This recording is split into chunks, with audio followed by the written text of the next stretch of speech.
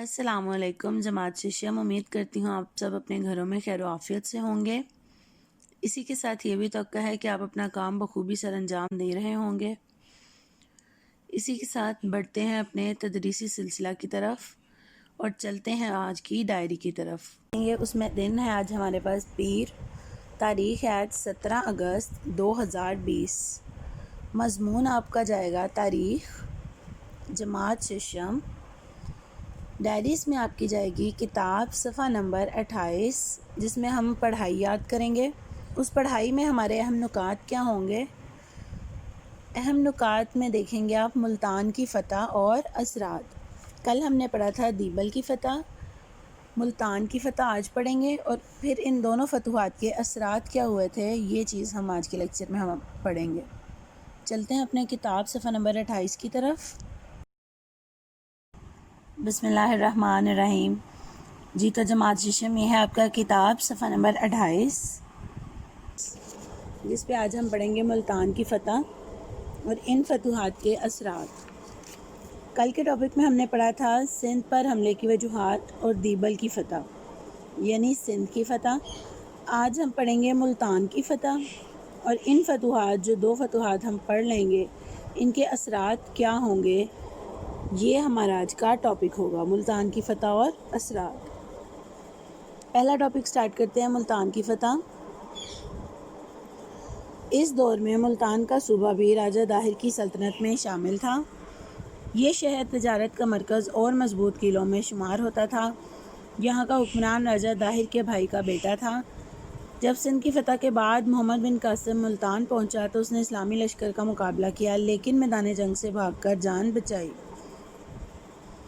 ملتان سے محمد بن قاسم کو بے شمار مال و دولت ملی۔ بے شمار مال و دولت سے مراد بہت زیادہ مال و دولت، جس کا کافی حصہ سپاہیوں میں تقسیم کر دیا اور باقی حصہ حجاج بن یوسف کو عراق بھیج دیا۔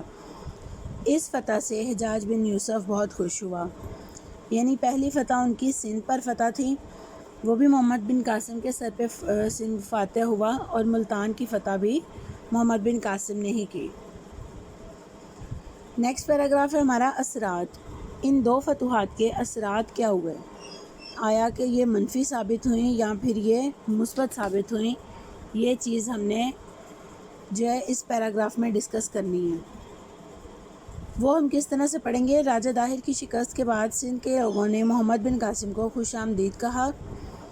محمد بن قاسم نے خوش آمدید کیوں کہا؟ کیونکہ محمد بن قاسم سندھ اور ملتان کو فتح کر کے آیا تھا۔ محمد بن قاسم نے فتح سندھ کے بعد مساوات اور عدل کا نظام رائج کیا۔ مساوات سے مراد برابری اور عدل سے مراد انصاف کا نظام، جس سے ہندو معاشرہ بہت متاثر ہوا۔ نچلی ذات کے ہندوؤں نے محمد بن قاسم اور اس کے ساتھیوں کے اخلاق اور رواداری سے متاثر ہو کر اسلام قبول کیا۔ متاثر ہونا ہوتا ہے ان سے قائل ہونا، ان کی طرف راغب ہونا۔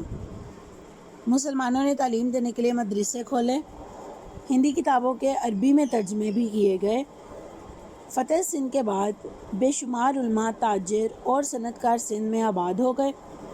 جنوب مشرقی ایشیا کے ساحلی علاقوں کے ساتھ عربوں کی تجارت میں بھی اضافہ ہوا۔ یعنی اس پورے پیراگراف میں ہمیں یہ پتہ چل رہا ہے کہ سندھ اور ملتان کی فتح کے بعد اس کے مثبت اثرات جو ہے وہ واضح نظر آئے۔ وہ اثرات کیسے نظر آئے تھے کہ ہندوؤں کے جو مسلمانوں کے ساتھ رویہ تھا اس میں بہتری آنے لگی، وہ مسلمانوں کے اخلاق اور رواداری سے بہت حد تک متاثر ہوئے، مسلمانوں کی تعلیم کی طرف راغب ہوئے، حتیٰ کہ ہندی کتابوں کا ترجمہ بھی عربی میں کیا جانے لگا، اور سب سے بڑی بات جو تھی وہ عربوں کی تجارت میں اضافہ ہوا تھا۔ امید کرتی ہوں آپ کو ان دو پیراگراف کی بہت اچھی طرح سمجھ آئی ہوگی۔ بہت ہی آسان سے پیراگرافز تھے، آپ نے انہیں بہت اچھی طرح سے یاد کرنا ہے۔ گھروں میں رہیے، اپنا کام بخوبی سر انجام دیجیے۔ خدا حافظ۔